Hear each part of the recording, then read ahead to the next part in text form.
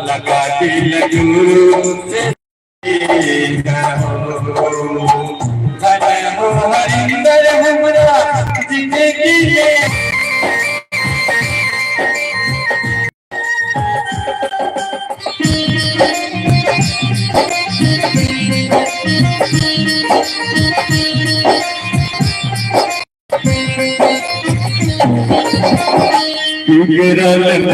माके रहिया भैला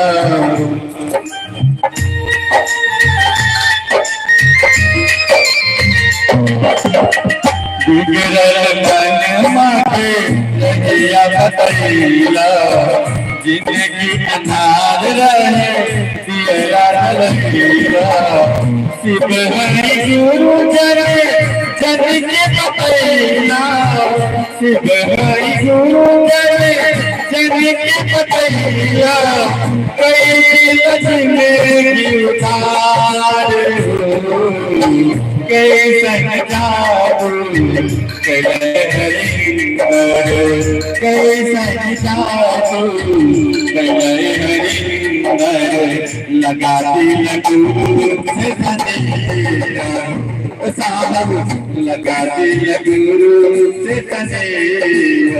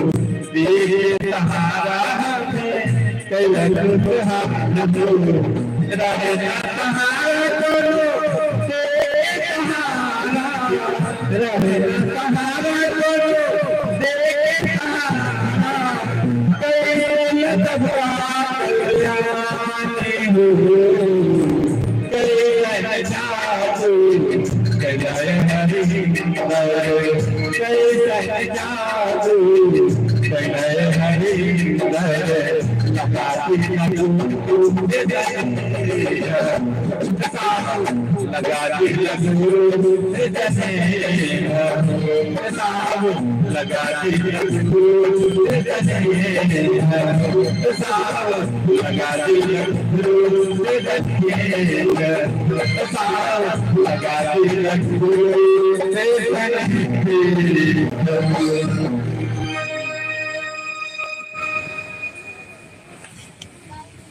हेलो अभी अपने गुरु साहब के भजन को सुन रहे थे। भजन करीब कुछ न गुरु के चरणों में रखते हुए चलते हैं अपने मूल उद्देश्य की ओर। उद्देश्य के लिए मैं गुरु मंत्र आमंत्रित करता हूँ। भैया अजय कुमार गरीब जी मंचासीना में और अपने गुरु स्वरूप के पर चर्चा को रखेंगे।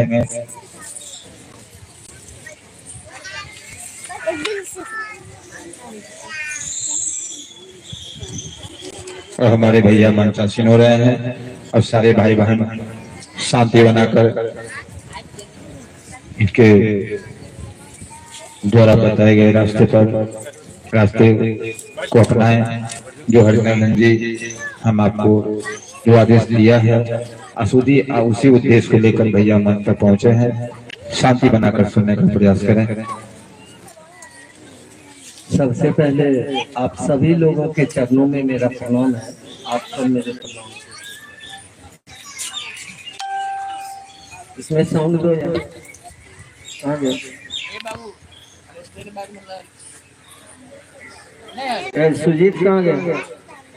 थोड़ा इसमें साउंड बनाओ।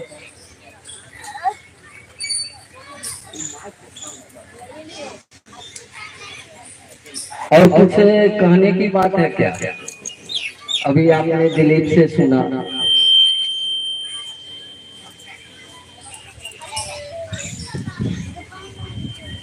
मेरी उदंडता की कहानी अगर आप जान लीजिएगा तो कहिएगा कि महादेव कैसा कैसा लोग को महादेव अपना चेला बनाया है।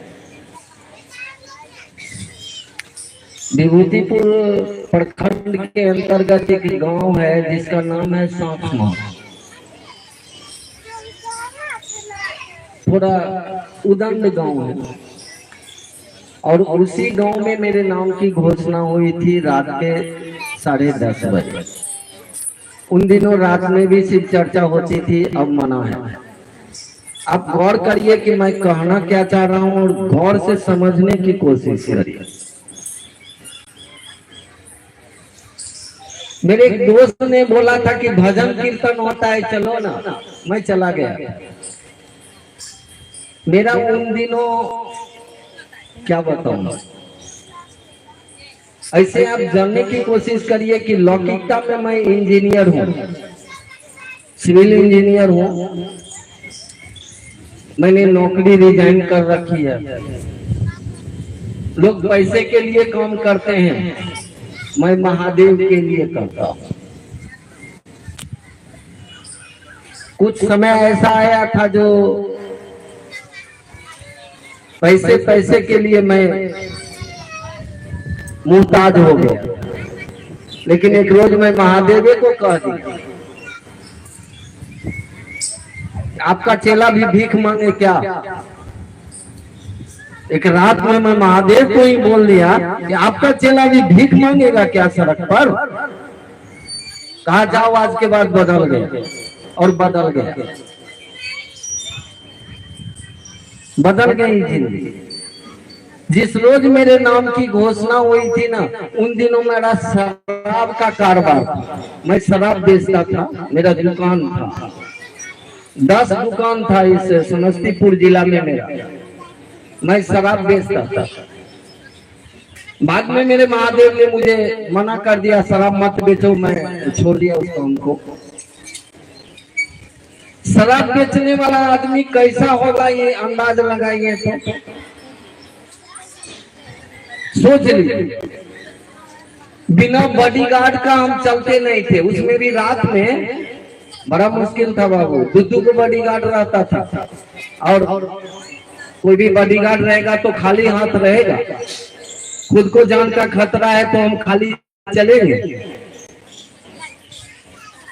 और वहां पर भी मैं शिव चर्चा में भी मैं उदंड की तरह बोला था। ज्यादा टै करेगा ना तो पिस्टलवा निकाला था और बोला 12 गोली मार देंगे तुमको। बचपन से थोड़ा सा गलत आदमी के चक्कर में फंस गया था। छोटा था उन दिनों में। अभी दिलीप बोले ना, मेरे लफ्ज में हमेशा गाली रहती थी। शिव चर्चा में भी मैं मंच गाली बोल देता, कल भी बोल दिया। खुद को बोला हूँ, लोगों को नहीं बोला। बचपन से मतलब छोटा था उस समय, 8वां में पढ़ता था। अघोरी से दोस्ती हो गई मेरी। अघोरी का बोली बड़ी खराब होता है। उसके साथ बैठते एक दिन महाअघोरी से भेंट हो गया। जब महाअघोरी के पास पहुंचा तो देखा कि अरे बाबा वो तो इससे भी ऊपर है। नाम है हरिंद्रानंद। 14 साल वो भी मसान में साधे।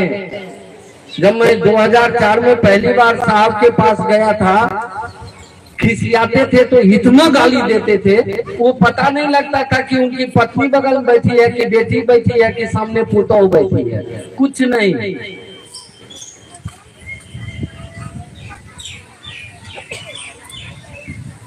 देखिए, पूजा पाठ की दुनिया में मैं भी रहा और काफी दिन रहा। 25 साल मैंने पूजा पाठ की है। देवघर में रह के पढ़ाई किया था, वहीं मेरी दोस्ती अघोरी सबसे हुआ था। सुबह शाम मंदिर जाना। जब मैं 10th क्लास पास कर गया था तो पैदल जाना शुरू किया सुल्तानगंज से देवघर। 18 साल तक कमर ढोते रह गए। अब नहीं जाता, अब तो किसी मंदिर में मैं घुसने की कोशिश नहीं करता। आया हूँ, काली को कह दिया महादेव की चर्चा है, देखना। आप नहीं कर सकते काली को इस तरह से, आपको भय होगा। नहीं, हमको लगता है मेरी है वो शिव की है, इसलिए वो मेरी है। हम आने के साथ बोला था काली को कि शिव की बात चलेगी, थोड़ा ध्यान रखिए, मैं बोल दिया था। जब आपका अधिकार हो जाता है ना तो कुछ भी बात कर सकते हैं और कुछ भी कर भी सकते हैं। मैंने भी पूजा पाठ की दुनिया में बहुत समय बिताया। अब पछतावा होता है कि काश 1984 में मैं पहली बार बेगूसराय की धरती पर एक आदमी के हाथ में ये रुद्राक्ष देखा था, कंगन। और मेरी गाड़ी खुली हुई थी, मैं ट्रैक्टर लेके गया था मिस्त्री के यहाँ। वहीं पर उस आदमी को मैंने देखा था। तो हम लोग 2-4 उदंड बैठे हुए थे। तो हमने कह दिया इस ससुरा का माथा खराब है का, सब रुद्राक्ष गला में पहनता ही, कलाई में बंधे हुए। देखिए, अगर उस दिन वो आदमी मुझे समझा देता, आज कहीं और होते, कुछ और होते। चलिए, आज भी कुछ और हूँ, अलग हूँ इस दुनिया से। शिव ऐसे भी असाधारण होता है, साधारण नहीं होता है, और सबसे अलग मिजाज में रहता है। मैं इसलिए मैं दिलीप बोला ना, किसके साथ दुख नहीं, मैंने बिंदास हाथ उठा दिया। मेरे साथ कुछ नहीं है यार, शरीर है, कुछ दिन के लिए शरीर दुखी होता है, दिल नहीं दुखता है। मन का दुखी होना अलग होता है, दिल का दुखी होना अलग होता है। मन शिक्षा लेती है तो दिल दीक्षा लेती है, याद रखिएगा ये लाइन, आपको शास्त्र में भी नहीं मिलेगा। मन शिक्षित होता है लेकिन दिल दीक्षित होता है। शिक्षा और दीक्षा में आकाश जमीन का अंतर है। और जान लीजिए कि बिना दीक्षा का कोई भी पूजा पाठ किसी काम का नहीं है। मैंने उसको करके देखा है, 25 साल मैंने पूजा पाठ की दुनिया में बिताई है। क्या मिला है, क्या बताएं? हम बताएंगे तो आपको लगेगा कि आदमी इतना बेहुदा है। पूजा पाठ करके मैं इतना दुखी हो गया, इसलिए दुखी हुआ कि पूजा का कारण नहीं पता था, पूजा होगा कैसे ये नहीं पता था, इसलिए मैं दुखी हो गया। पूजा पाठ खराब नहीं है ये नहीं कहने आया हूँ। कोई सही समझाने वाला, कोई दिशा देने वाला नहीं। अभी दिलीप बोला ना कि आपको जानता हूँ कि आपसे मैं करवा दूं, और जिस मानसिकता में आप खड़ा रहिएगा, मैं काली को बोलता हूँ या महादेव को बोलता हूँ, वही चीज आपको मिल जाएगा। जलाभिषेक किया था मैंने, 18 साल लगातार जलाभिषेक किया, सुल्तानगंज से जल लेके गया था। अभी बोले दिलीप ना कि बोलबम क्या है, क्यों बोलते हैं लोग, कुछ पता नहीं है, मुझे भी पता नहीं था, अब पता कि धरती का मंत्र क्या होता है, जल का मंत्र क्या होता है, ये वायु का मंत्र क्या होता है, ये अग्नि का मंत्र क्या होता है, ये आकाश का मंत्र क्या होता है। ये वन वो ऊपर अंतवार होता है, उसको अभ्रंश में बम बोलते हैं। ये जल का मंत्र है। जाना मैंने बाद में महादेव से, सीखा इन चीजों को कि बोल बम जो बोलते हैं ये बोलते क्यों है। ये बम जो है ये जल का मंत्र है। जब तक जल को चार्ज नहीं किया जाएगा, उस शिवलिंग को भी चार्ज नहीं किया जाएगा, परिणाम नहीं आएंगे। कौन सिखाएगा बाबू? कौन दिलाएगा परिणाम? अरे जिसके जिंदगी में गुरु नहीं, वो तो नर्क जिंदगी जीता है। मैं भी जिया हूं नर्क जिंदगी। बिना गुरु का तो कुछ हो ही नहीं सकता। आप देखिए ना, कल भी मैं बेगूसराय की धरती पर, नहीं परसों बोला था गढ़पुरा में, क्या आप हनुमान चालीसा पढ़ते हो? जरा पढ़ो ना यार, स्टार्ट तो करो, उसको शुरू करो ना। बिना गुरु का तो हेले नहीं है। वहां पहले लाइन में बोला जाता है, श्री गुरु चरण सरोज रज। ए श्री गुरु के चरण का धूल, श्री मतलब होता है परमात्मा, श्री गुरु के चरण का रज मतलब धूल मिल जाए। क्यों? ये चीज को आगे लिखा गया है, श्री गुरु चरण सरोज रज। फिर लिख रहा है तुलसीदास, निज मन मुकुट सुधार। पहले अपने मन को सुधारने के लिए श्री गुरु के चरण में जाओ। जब तक मन नहीं सुधरेगा ना, तब तक यहाँ कोई खेल नहीं होगा। मन को सुधारेंगे गुरु। कौन गुरु? श्री गुरु मतलब परमात्मा गुरु, ईश्वर गुरु, जगत गुरु। क्यों ऐसा? कारण क्या? आगे फिर कारण भी लिख रहे हैं कि श्री गुरु चरण सरोज रज, निज मन मुकुट सुधार। फिर कह रहे हैं, बरनो रघुबर। गौर करिए क्या कर राम ने गुरु का, तो आदमी का जिंदगी बेकार है।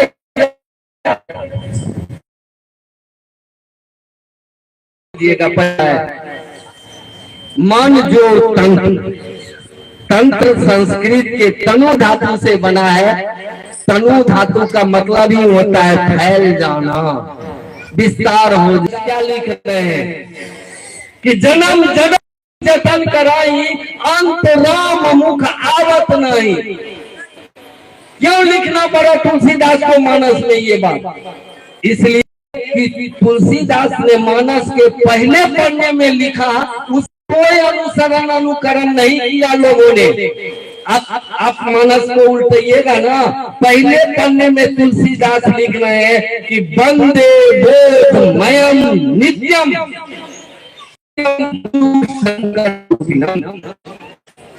मैं नित्य वंदन करता हूं। गुरु रूप में जो शंकर है, वे शिव है मेरे, मैं उनकी वंदना करता हूं। हम आप कहाँ बात क्या कर लीजिएगा? अरे भैया, इससे बढ़िया क्या मिलेगा? जहां न जुड़ने में 25 पैसा लगता है, टूट तो नहीं जाएगा।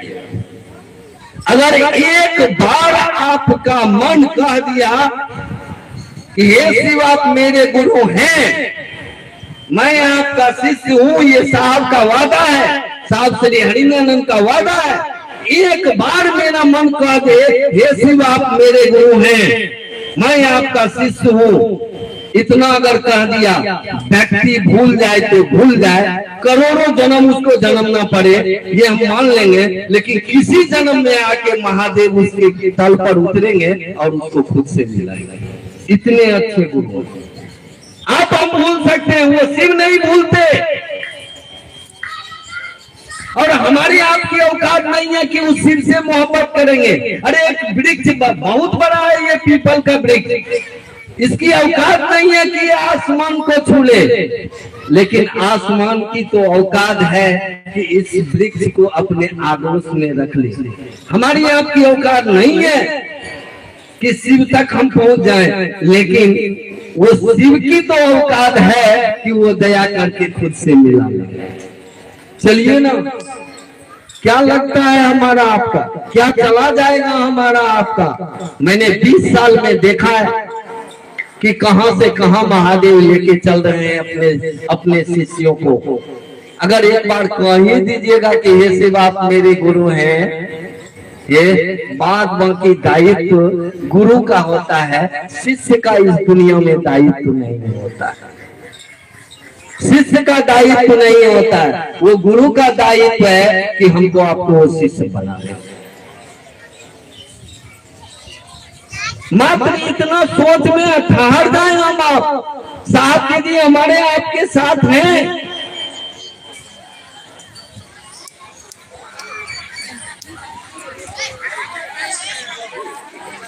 अरे काहे के लिए आप लोग बच्चे के पीछे पड़ गए और उठ के उधर की तरह खड़ा हो गए? बैठिए।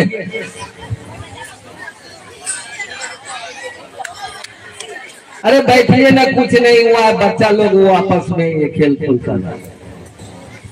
आप बच्चे के खेल के पीछे इतना दीवाना का है? अरे जिसने इस जिंदगी के साथ खेला है ना, जिसने आपको जिंदगी दिया ना, उसके साथ खेल के देखिए ना क्या मजा आता है। उसके गोद में कभी खेल के देखिए।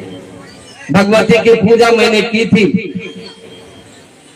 11-12 साल मैंने पूजा की थी भगवती की, लेकिन भगवती क्या होती है ये नहीं जाना था। जब साहब से मिला था ना, साहब ने कहा, साहब को मैंने कहा एक बार भगवती से हमको मिला दीजिए ना। साहब पहले डांट लिए, भाई क्या करेगा भगवती से, क्योंकि मिला दीजिए ना, बच्चे की तरह मैंने जिद की थी। तो साहब ने मुझे लगा था, मैं बंगाल के तारापीठ में गया था, ऐसे ही भटकते भटकते चला गया, मंदिर के बरामदे पर बैठा हुआ था, मुझे वो साहब की बात याद आ गई। अरे साला अकेला बैठा हूँ, साहब ने कहा था कि अकेले जाना, मिल ले। जो साहब ने मुझे सिखा, उनके साथ जो बातचीत मेरी हुई ना, जो चीज मैंने देखा क्या इतना बढ़िया है। अभी तक तो आपने वो मिट्टी और सीमेंट या पत्थर के बने मूर्ति की पूजा की है, लेकिन साहब ने मुझे साक्षात उस भगवती की पूजा करवाई। आप जिंदगी के कष्ट धीरे धीरे देखिएगा, कब छू जो नौकरी नहीं कर गई, पैसा नहीं कमाई थी, ही नहीं हो तो वो देखना। तो मेरा बेटा बहुत छोटा था उस समय, 3-4 क्लास में पढ़ता था और शिव चर्चा में जाता था। मेरी पत्नी चली गई साहब के पास, मैं धंधा करेगा, माफ करिएगा, वो मैं इससे नहीं बोलूंगा। देख मेरे महादेव में मेरी पत्नी को देख, मेरे महादेव की कितनी ताकत है, और वो ताकत का एहसास आज मेरे पति को होता है कि एकलौता बेटा है और कहां से कहां चला गया। 18 लाख की नौकरी ज्वाइन किया था, आज करोड़ों रुपया सैलरी है उसका सलाम। कभी इस देश में रहता है, कभी उस देश में रहता है, कभी उस देश में रहता है। आज मेरी पत्नी को एहसास हो रहा है कि कोई महादेव मेरे साथ खड़ा है, इस बात का एहसास है। एक टाइम ऐसा हुआ था कि मेरे पास एक साइकिल नहीं थी, लोग मुझे साइकिल पे चढ़ाते थे, मैं साइकिल चला भी नहीं सकता था कि मेरे पेट में ऑपरेशन है, 16 है, मुझे डॉक्टर मना चाहिए, मैं नहीं जा सकता था। धीरे धीरे इतनी अच्छी जिंदगी गुजरी, धीरे धीरे बाइक हुआ, बाइक से का साहब जो गाड़ी पर चढ़ते थे, मैं साहब से मांग लिया कि गाड़ी हमको दे दीजिए, साहब ने दे दिया था वो गाड़ी। कुछ दिन 4-5 साल तक वो भी गाड़ी रही, उसके बाद फिर नई गाड़ी खरीद लिया। अभी देखिएगा, जिस आदमी को पैदल चलने का ठिकाना नहीं था, वो आदमी को महादेव कहाँ उड़ाते हैं, आज यहाँ कल वहाँ, कुछ अजब गजब जिंदगी जी रहा है। ज्यादा बोलने की बात नहीं है, आप इस चीज को ठान के देखो ना, मन में रख के खाली देखो ना कि हे शिव आप मेरे गुरु हैं, साहब दीदी आपके साथ हैं, परिणाम तो आने ही आने हैं। मुझ जैसे बेवकूफ आदमी को परिणाम आया है, आप तो अच्छे आदमी हैं। अरे मैं अपने आप को इसलिए बेवकूफ कहता हूं कि किसी की गोली चलती थी तो मेरी गोली चलती थी, कोई एक शब्द नाजायज बोलता था तो मैं उस पर गोली चलाता था। अरे उस आदमी को, उस घटिया आदमी को इंसान नहीं भगवान बनाता है। हे, आप तो अच्छे आदमी हैं, आप उस महादेव से जुड़ के देखिए, आपकी पूरी जिंदगी बदल जाएगी, ये मेरा वादा है। मैं मिला हूँ, आप भी मिल के देखो। और मिलाने का काम साहब दीदी करते हैं, साहब दीदी को साक्षी रखो, इस काम को करो, आपकी पूरी जिंदगी बदलेगी। भले इस जन्म में शिव मिले ना मिले, ये ख्याल सिर्फ डूबे नहीं कि शिव मेरे गुरु हैं, कभी ना कभी आप शिव से मिल ही लेंगे। साहब दीदी ने वादा किया है, वो हमको आपको मिला ही देंगे। आप सभी लोगों के चरणों में मेरा प्रणाम। अरे भैया मंच उद्घोषक कुछ और क्या है? हाँ बोलिए, क्या है सवाल आपका? सवाल का जवाब तो गुरु न देगा।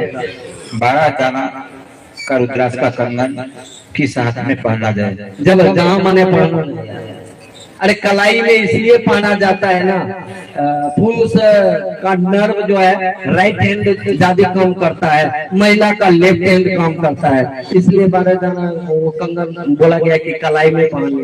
और ये रुद्राक्ष है, रुद्राक्ष का मानी होता है रुद्र मतलब महादेव, अक्ष मतलब होता है दाना, अक्ष मतलब माला भी होता है, जो महादेव से आया हुआ है। इस चीज को पहनने के लिए इसकी व्याख्या करेंगे तो 2 घंटा लग जाएगा, व्याख्या नहीं करूंगा। लेकिन इस चीज को पहनने के लिए स्वयं महादेव ने साहब को कहा था। साहब एक रुद्राक्ष हीरो की तरफ पहनते थे जब शिव को गुरु माने थे, तो महादेव ने कहा 1 नहीं 11। तो साहब ने क्या किया, 1 को खोल के हटा दिया, 11 पहन लिया। फिर महादेव ने कहा 1 और, मतलब 12। अब 12 का जो रहस्य है वो बहुत बड़ा है, अंक विज्ञान में इसका रहस्य बहुत बड़ा है, उतना कितना देर तक बोलेंगे, और आप नए आदमी हो, समझ नहीं पाओगे अभी। फिर मौका लगेगा, हम आएंगे आपके इस पूर्व पंचायत में, हम आपको बता देंगे। तब तक आप पहनो ना। डॉक्टरवा कह दिया कि गोली खाओ ना, फलना बीमारी दूर हो जाएगा। और डॉक्टर साहब से क्या पूछ रहे, एक कंपोजिशन का है डॉक्टर साहब? अरे कंपोजिशन मां से क्या लेना देना, खाओ, डॉक्टर को पता है कंपोजिशन, तुम्हारी बीमारी ठीक हो। पहनो। एक और जिज्ञासा, महादेव देवताओं का गुरु है, मनुष्य का गुरु कैसे होगा? मनुष्य तो मीट मछली खाता है। अच्छा एक बात,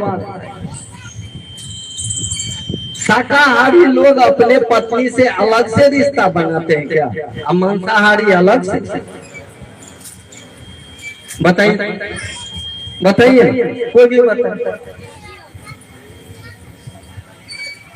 कबीर ने इस चीज को खत्म करने के लिए 1631 ईस्वी में, 1630 ईस्वी में कबीर ने कहा था कि जो हिंदू हिंदू कहलाया कौन बात से क्यों नहीं आया, जो मुस्लिम मुस्लिम कहलाया पहले खतना क्यों नहीं कराया। ये धरती पर आके कौन चीज मान रहे, सब तो एक ही रास्ता से आता है। जो हिंदू कहता है जनो पहन लिया, चंदन फटाकी लगा लिया, ये वो, तो दूसरा रास्ता से आता तो हम समझते हिंदू। कबीर बोल के गए कि जो हिंदू हिंदू कहलाया तो अन बात से क्यों नहीं आया, मतलब दूसरे रास्ते से क्यों नहीं आया इस दुनिया में, उसी रास्ते से क्यों आया जिससे सब आता। फिर कहा कि जो मुस्लिम मुस्लिम कहलाया पहले खतना क्यों न कराया, पोखे से खतना होके आता तो हम समझते वो मुसलमान है, ये हिंदू है। खान पान का चक्कर कौन सी लगा रहा है? जब शिव आपके गुरु होंगे ना, कब आपको पता लगेगा कि आज से कितना वर्ष पहले हमारे पूर्वज बोल के गए थे कि दाने दाने पर लिखा है खाने वाले का नाम। वाह क्या बात बोला था कि दाने दाने पर लिखा है खाने वाले का नाम। ए भैया, तुम अपनी इच्छा से कोई सांस नहीं ले रहे, कोई तुम्हारे सांस का मालिक है जो तुम्हारे सांस में उतर के चल रहा है, तो तुम अपनी इच्छा से खा रहे हो, तुम अपनी इच्छा से खा रहे हो। खींच देगा एक बार ना बाहर, बस राम नाम सत्य है। हो गया, सारा नवाबी गुम हो जाएगा तुम्हारा। ये भैया ये सारी सृष्टि शिव की इच्छा से चलती है, शिव की इच्छा ही शक्ति होती है। लिखाई गया है ग्रंथों में कि शिवो इच्छा बलि असि, शिव की इच्छा ही शक्ति है, उसी शक्ति से ना हम आप भी इस दुनिया में चल रहे हैं। तो ये मांसाहारी है शाकाहारी क्या, आपको पता नहीं है कि वो आपके इच्छा में उतर के कहीं मुर्गा खा रहा है, कहीं मछली खा रहा है, कहीं दही चूड़ा खा रहा है, कहीं रोटी सब्जी खा रहा है, कहीं भात दाल खा रहा है। वो आपकी इच्छा का मालिक है, वो जो करवा रहा है वो कर रहे हैं आप। वो करवाना बंद कर दे, टाइम टाइम फिक्स हो जाएगा। तो इसके फिर आप मत पड़िए, आपको आगे चलिएगा ना तब पता लगेगा कि ये हम खा नहीं रहे, कोई मुझे खिला रहा है, वो शिव है। और जब शिवे खिला रहा है तो जो खिलाएगा सब। चलिए एक सवाल और है भैया, मन में ही महादेव हैं तो क्या जरूरी है लोगों को बताना कि महादेव गुरु हैं? अच्छा एक बात बताइए, एक आदमी को इस पंचायत में कैंसर हो गया, ठीक है, मान लीजिए, ये नहीं कहता हूँ ऐसा ना करे महादेव, उनकी दया रहे, लेकिन एक आदमी को कैंसर हो गया और कोई बढ़िया डॉक्टर के यहाँ पहुंच गया और उस डॉक्टर ने उसके कैंसर को छुड़ा दिया। ऐसे सिरसी से भी कैंसर को छुड़ा सकते हैं, है ताकत में, गर वो सिरसी से है तो। अब वो डॉक्टर के पास से निरोग होके वापस आ गए। अब वो आदमी चुप बैठ सकता है क्या, बताइए? वो चुप बैठ सकता है? कैसे चुप बैठेगा? वो जहां जाएगा वहां बोलेगा, हे हम बम्बई गए थे ना, फलना डॉक्टर के पास गए थे कैंसर रिसर्च हॉस्पिटल में, ये फलना डॉक्टर जो है ना, अरे यार क्या कमाल का दवाई किया और मेरा कैंसर ठीक हो गया। देखिए वो आदमी जहां भी बैठेगा अपनी जिंदगी की बात को करेगा कि फलना डॉक्टर ने मेरे कैंसर को छुड़ाया, इसलिए आपके बीच बैठा हूं मैं। आपके अंदर में आप पुरानी कहावत है, आप पढ़िए ना, खैर खून खांसी खुशी बैर प्रीत मदपान, ये छुपाए ना छुपे जाने सकल जहां। पूर्वजों ने कहा है कि खैर खून खांसी खुशी बैर प्रीत मदपान, ये छुपाए ना छुपे जाने सकल जहां। खैर मतलब होता है कत्था, हम पान खा लेंगे जीभ लाल हो जाएगा, हम खूब मुंह बंद रखेंगे, एक बार ठहाका लगा के हंस दिए कोनो बात पर, पता लग जाएगा अगले को कि साला पान खाएगा।